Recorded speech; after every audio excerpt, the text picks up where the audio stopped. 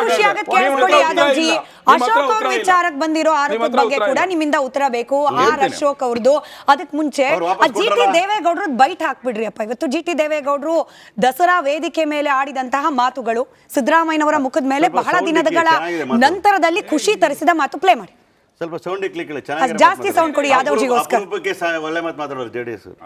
Investigation ಮಾಡಿದ್ರೆ ಯಾವ್ದಾದ್ರು ಕಾನೂನಲ್ಲಿ ಇವ್ ಜೈಲಿಗೆ ಹಾಕು ಅಂತ ಹೇಳಿದ್ಯಾ, ಇಲ್ಲ ರಾಜೀನಾಮೆ ಕೊಡು ಅಂತ ಹೇಳಿದ್ಯಾ, ಇಲ್ಲ ಯಾರು ರಾಜೀನಾಮೆ ಕೊಡು ಅಂತ ಹೇಳಿದ್ಯಾ ಕೋರ್ಟು, ಇಲ್ಲ ರಾಜ್ಯಪಾಲರು ಹೇಳಿದಾರ, ಇಲ್ಲ ಜೈಲಿಗೆ ಹಾಕಿ ಅಂತ ಹೇಳಿದಾರ? ಬೇರೆ ಕೆಲಸ ಇಲ್ವ ಮಾಡ್ಲಿಕ್ಕೆ ಅಭಿವೃದ್ಧಿ ಕೆಲಸಗಳು? ಇನ್ವೆಸ್ಟಿಗೇಷನ್ ಮಾಡಿದ್ರೆ ಯಾವ್ದಾದ್ರು ಕಾನೂನಲ್ಲಿ ಇವ್ ಜೈಲಿಗೆ ಹಾಕು ಅಂತ ಹೇಳಿದ್ಯಾ, ಇಲ್ಲ ರಾಜೀನಾಮೆ ಕೊಡು ಅಂತ ಹೇಳಿದ್ಯಾ, ಇಲ್ಲ ಯಾರು ರಾಜೀನಾಮೆ ಕೊಡು ಅಂತ ಹೇಳಿದ್ಯಾ ಕೋರ್ಟು, ಇಲ್ಲ ರಾಜ್ಯಪಾಲರು ಹೇಳಿದಾರ, ಇಲ್ಲ ಜೈಲಿಗೆ ಹಾಕಿ ಅಂತ ಹೇಳಿದಾರೆ? ಬೇರೆ ಕೆಲಸ ಇಲ್ವ ಮಾಡ್ಲಿಕ್ಕೆ ಅಭಿವೃದ್ಧಿ ಕೆಲಸಗಳು? ಇನ್ವೆಸ್ಟಿಗೇಷನ್ ಮಾಡಿದ್ರೆ ಯಾವ್ದಾದ್ರು ಕಾನೂನಲ್ಲಿ. ಅಲ್ಲಿಗೆ ನಾಗೇಂದ್ರ ಸರ್ ಇದಾದ್ಮೇಲೆ ಕುಮಾರಸ್ವಾಮಿ ಅವ್ರ ಬಗ್ಗೆ ಕೂಡ ಪರೋಕ್ಷವಾಗಿ ಮಾತನಾಡಿದ್ರು, ನಿಮ್ಮ ಮೇಲೇನಿಲ್ವಾ ಅಂತ ಹೇಳಿ. ನೋಡಿ, ಮೊದಲನೇದಾಗಿ ಸ್ಪಷ್ಟವಾಗಿ ಹೇಳ್ತಾ ಇದ್ದೀನಿ, ಸನ್ಮಾನ್ಯ ಜಿ ಟಿ ದೇವೇಗೌಡರು ನಮ್ಮ ಪಕ್ಷದ ಒಬ್ಬ ಹಿರಿಯ ಮುಖಂಡರು, ನಂಬರ್ 1. ಎರಡನೇದು, ಅವರ ಮೈಸೂರಲ್ಲಿ ದಸರಾ ಒಂದು ಕಾರ್ಯಕ್ರಮ ನಡೀತಾ ಇರ್ತಕ್ಕಂಥ ಸಂದರ್ಭದಲ್ಲಿ ಅವರ ಕ್ಷೇತ್ರದಲ್ಲೇ ನಡೀತಾ ಇರೋದ್ರಿಂದ ಕೂಡ ಅವರು ವಹಿಸಿರ್ತಕ್ಕಂಥದ್ದು ಸ್ಪಷ್ಟ. ಒಂದು ಪಕ್ಷದಲ್ಲಿ ಕೆಲವು ನಾಯಕರುಗಳು ಅವರ ವೈಯಕ್ತಿಕ ಅಭಿಪ್ರಾಯಗಳನ್ನ ವ್ಯಕ್ತಪಡಿಸ್ತಕ್ಕಂಥದ್ದು ಎಲ್ಲಾ ಪಕ್ಷಗಳಲ್ಲೂ ಇದೆ. ಒಂದು ನಿಮಿಷ, ಎಲ್ಲಾ ಪಕ್ಷಗಳಲ್ಲೂ ಇದೆ. ನಿನ್ನೆ ಮೊನ್ನೆ ಕಾಂಗ್ರೆಸ್ ಅಲ್ಲಿ 100 ಜನ ಹೇಳಿದ್ರು ನಾನೇ ಸಿಎಂ ಅಂತ ಹೇಳಿ. ಹಾಗಾದ್ರೆ ಒಬ್ಬ ಸಿಎಂ ಇಟ್ಕೊಂಡು ಸಿಎಂ ನಾನೇ ಅಂತ ಹೆಂಗ್ ಹೇಳ್ತಾರೆ? ಇದು ವಿಚಾರ ಆಗ್ಬೇಕಾಗುತ್ತೆ. ಒಂದು ನಿಮಿಷ ಕೇಳಿ. ಒಬ್ಬ ಹಾಲಿ ಸಿಎಂ ಇರುವಾಗ ಸರ್ ಒಂದು ನಿಮಿಷ ಅವಕಾಶ ಕೊಡ್ಬೇಕು ನೀವು. ಇಲ್ಲಿಗೆ ಬರ್ತಾ ಇದ್ದೀನಿ ನಾನು. 1000 ಸತಿ ಹೇಳಿದ್ದೇನೆ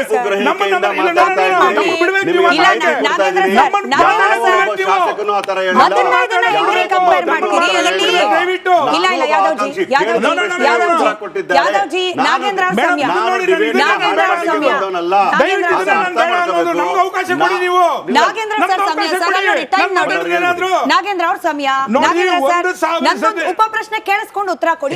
ಇದನ್ನ ಹೆಂಗ್ ಕಂಪೇರ್ ಮಾಡ್ತೀರಿ? ಕಾಂಗ್ರೆಸ್ನವ್ರು ಯಾರು ಸಿದ್ದರಾಮಯ್ಯನವ್ರಿಗೆ ಬುದ್ಧಿ ಹೇಳೋ ರೀತಿಯಲ್ಲಿ ಮಾತನಾಡ್ಲಿಲ್ಲಪ್ಪ. ಇವಾಗ ಜಿ ಟಿ ದೇವೇಗೌಡರು ಕುಮಾರಸ್ವಾಮಿ ಬುದ್ಧಿ ಹೇಳ್ದಂಗೆ ನೀವು ಗಾಜಿನ ಮನೇಲಿ ಕುತ್ಕೊಂಡಿದ್ದೀರಿ ಅಂತ ಹೇಳಿ ಬುದ್ಧಿ ಹೇಳ್ದಂಗಿತ್ತು ಮಾತು. ಹಾಗಾದ್ರೆ ತಾವು ಪ್ಲೇ ಮಾಡಿರ್ತಕ್ಕಂಥ ಒಂದೇ ಒಂದು ಲೈನು ಇನ್ನೊಂದ್ಸತಿ ತಾವು ಪ್ಲೇ ಮಾಡಿ ನೋಡಿ. ಆರೋಪಗಳನ್ನು ಬಿಟ್ಟು ಅಭಿವೃದ್ಧಿಯ ಕಡೆ ಯಾವತ್ತಾದ್ರೂ ಗಮನ ಕೊಟ್ಟಿದ್ದೀರಾ? ಈ ರಾಜ್ಯದ ಹಿತದ ಬಗ್ಗೆ ನೀವೇನಾದ್ರೂ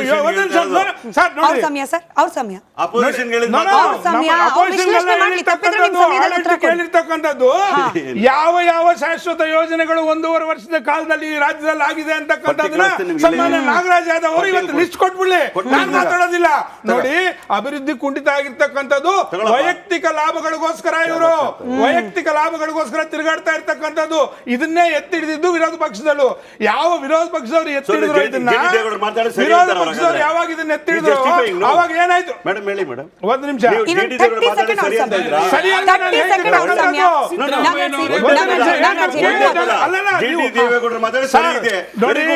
ನಾಗರಾಜ್ ಯಾದವ್ ಅವರೇ, ದಯಮಾಡಿ ನಮ್ಗೆ ಅವಕಾಶ ಕೊಡಿ ಮಾತಾಡಕ್ಕೆ.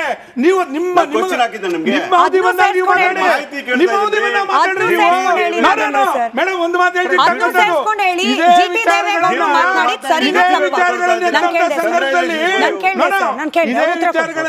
ಸಂದರ್ಭದಲ್ಲಿ ವಿರೋಧ ಪಕ್ಷದವರನ್ನ ಅವ್ರನ್ನ ಯಾವ ರೀತಿ ಹತ್ತಿಕ್ಬೇಕು ಅಂತಕ್ಕಂಥದಕ್ಕೆ ಈ ರಾಜ್ಯ ಸರ್ಕಾರ ಒಂದೊಂದು ದಿನ ಕೂಡ ಯೋಚನೆ ಮಾಡ್ತಾ ಇದೆ. ಅಭಿವೃದ್ಧಿ ಪರವಾಗಿ ಎಲ್ಲೂ ಕೂಡ ಇವರು ಯೋಚನೆ ಮಾಡ್ತಾ ಇಲ್ಲ. ನೋಡ್ತಾ ಇದ್ದೀರಲ್ಲ, ದಿನಬೆಳಗಾದ್ರೆ 25 ವರ್ಷದ ಕೇಸ್ಗಳು ತೆಗಿತಾ ಇದ್ದಾರೆ. ಕಾರಣ ಏನು ಅಂತಂದ್ರೆ ಇವ್ರು ಮಾಡಿರ್ತಕ್ಕಂಥ ತಪ್ಪುಗಳು ಮುಚ್ಕೊಳ್ಳೋದಕ್ಕೆ ಇವ್ರ ಕೈಲಿ ಉತ್ತಮವಾದ ಆಡಳಿತ ಕೊಡಕ್ ಆಗ್ತಾ ಇಲ್ಲ ಅನ್ನೋದಕ್ಕೋಸ್ಕರ. ಹಾಗಾದ್ರೆ ಒಂದು ಮಾತನ್ನ ಹೇಳಕ್ ಹೇಳಿ, ಒಂದು ಗುಂಪು ಹೇಳುತ್ತೆ ನಮ್ಮ ಹತ್ರ 40 ಜನ ಅವರೇ ಅಂತ, ಇನ್ನೊಂದು ಗುಂಪು ಹೇಳುತ್ತೆ ಇವರೇ ಮುಖ್ಯಮಂತ್ರಿ ಅಂತ ಹೇಳಿ, ಇನ್ನೊಂದು ಗುಂಪು ಹೇಳುತ್ತೆ ಉಚಿತಗಳು ನಾಗೇಂದ್ರ ಸರ್ ಒಂದೇ ಲೈನ್ ಅಲ್ಲಿ ಉತ್ತರ ಕೊಡಿ. ಇವತ್ತು ಜಿ ಟಿ ದೇವೇಗೌಡರು ದಸರಾ ವೇದಿಕೆ ಮೇಲೆ ಆಡಿದ ಮಾತನ್ನ ನಿಮ್ಮ ಪಕ್ಷ ಒಪ್ಪುತ್ತಾ ಒಪ್ಪಲ್ವಾ ಸರ್? ಇನ್ನ ತಪ್ಪ ನಮ್ಮ ಮುಖಂಡರು ಅವರು ವೈಯಕ್ತಿಕವಾದಂತಹ ಅಭಿಪ್ರಾಯವನ್ನ ಹೇಳಿದ್ದಾರೆ. ಇದಕ್ಕೆ ನಮ್ಮ ವರಿಷ್ಠರು ವಿವರಣೆ ಕೇಳ್ತಾರೆ ದಯಮಾಡಿ. ಅಲ್ಲಿಗೆ ಒಪ್ಪಲ್ಲ ಅಂತ ಇಲ್ಲ, ಒಪ್ಪಲ್ಲ ಪ್ರಶ್ನೆ ವಿವರಣೆ ಕೇಳ್ತಾರೆ. ಯಾವ ಸಂದರ್ಭದಲ್ಲಿ ಯಾವ ಕಾರಣಕ್ಕೆ ಮಾತನಾಡಿದ್ರೆ ಅಂತಕ್ಕಂಥ ವಿವರಣೆ ಕೇಳ್ತಾರೆ. ಇದಾರಲ್ಲ ನಮ್ಮ ನಾಯಕರುಗಳು. ಆಯ್ತು, ಅಲ್ಲಿಗೆ ನಾವು ಬ್ರೇಕಿಂಗ್ ಹಾಕಿದ್ ಸರಿ ಇದೆಯಪ್ಪ.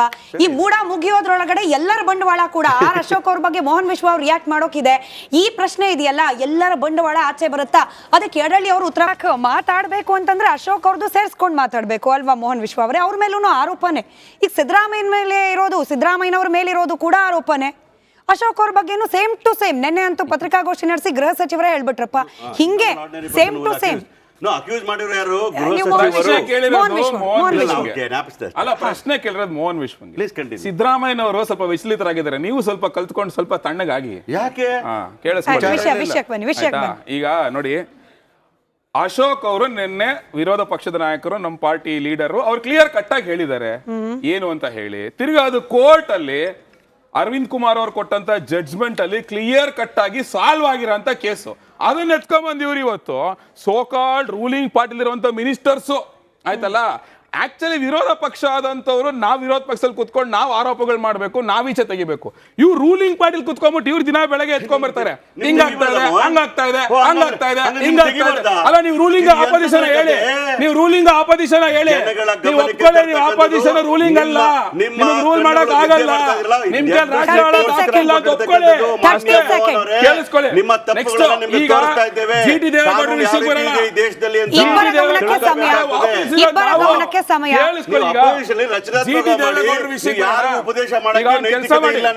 ಜಿಟಿ ದೇವೇಗೌಡರು ಇವತ್ತು ಹೇಳಿದ್ದನ್ನ ಕಾಂಗ್ರೆಸ್ನವರು ಸರಿ ಅಂತ ಒಪ್ಕೊಳ್ಳೋದಾದ್ರೆ, ಇದೇ ಸಿದ್ದರಾಮಯ್ಯ 2011ರಲ್ಲಿ ಯಡಿಯೂರಪ್ಪನವ್ರ ವಿಚಾರದಲ್ಲಿ ಈ ರಾಜ್ಯದ ಸಂಪತ್ತು ಉಳಿಬೇಕು, ಈ ರಾಜ್ಯದ ತೆರಿಗೆಯನ್ನು ಉಳಿಬೇಕು, ಅದಕ್ಕೋಸ್ಕರ ಯಡಿಯೂರಪ್ಪನವರು ರಾಜೀನಾಮೆ ಕೊಡ್ಬೇಕು ಅಂತ ಹೇಳಿರೋದು. ಅದನ್ನು ಹಾಕಿ ಅದಾದ್ಮೇಲೆ ಏನು ಸೈಟ್ ವಾಪಸ್ ಕೊಟ್ಟ ತಕ್ಷಣ ಆಗೋಗ್ಬಿಡುತ್ತಾ, ತನಿಖೆ ನಿಂತೋಗ್ಬಿಡುತ್ತಾ? ನೋಡಿ, ಇಲ್ಲ ವಿಡಿಯೋ ಹಾಕಿ ಪ್ಲೇ ಮಾಡಿ, ಅದನ್ನು ಪ್ಲೇ ಮಾಡಿ.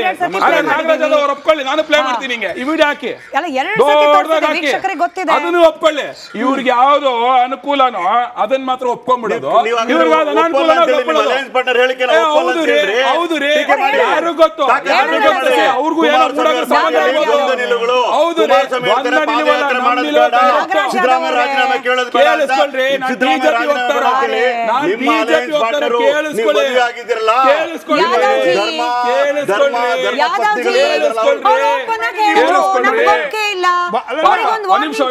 ನೋಟಿಸ್ ಕೊಡ್ತೀವಿ ಓಪನ್ ಆಗಿ ಇದೇ ವೇದಿಕೆಯಲ್ಲಿ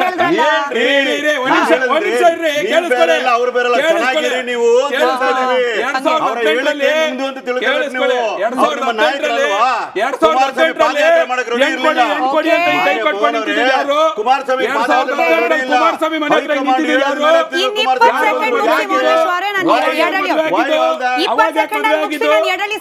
ಕಾಂಗ್ರೆಸ್ ಜೆಡಿಎಸ್ ಮದುವೆ ಆಗಿದ್ ಮರ್ತೋಯ್ತಾ? ಅದು ಸಿದ್ದರಾಮಯ್ಯ ಹಿಂಗೆ ನಿಂತ್ಕೊಂಡಿದ್ದಿಲ್ಲ.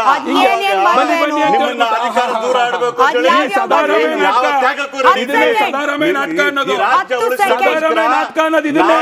ನಿಮ್ ಕಾಂಗ್ರೆಸ್ ಅವ್ರದ್ದು ಇದೇ ಆಗೋಯ್ತು. ಎರಡು ತಲೆ ಎರಡು ನ್ಯಾಲಿಗೆ ಸದಾರಾಮಯ್ಯ ನಾಟಕ ಬರೀ ಇದೆ ನಿಮ್ದು. ಸರ್, ಅದನ್ನ ನಾವು ನಿನ್ನೆ ಮೊನ್ನೆ ಡಿಬೇಟ್ ಅಲ್ಲಿ 2 ಸತಿ ಆಯ್ತು. ಪಿಸಿಆರ್ ಅವರಿಗೆ ರಿಕ್ವೆಸ್ಟ್ ಮಾಡ್ತೀನಿ, ಹಳೆ ಬೈಟ್ ಗಳು 2 ಸಿದ್ದರಾಮಯ್ಯನವ್ರದ್ದು ಪ್ಲೇ ಮಾಡಿದ್ವಿ. ಒಂದ್ 2011 ಒಂದು